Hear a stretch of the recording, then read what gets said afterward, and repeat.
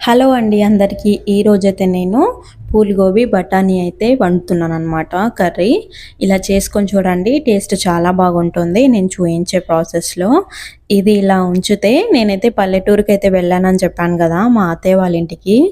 So అక్కడ కొన్ని కొన్ని సిచ్యువేషన్స్ చూస్తూ ఉంటే ఇంకా సినిమాలో ఎలా అయితే జరుగుతుందో అలాంటి సిచ్యువేషన్స్ అయితే నాకు కొన్ని ఎదురయ్యాయి అన్నమాట.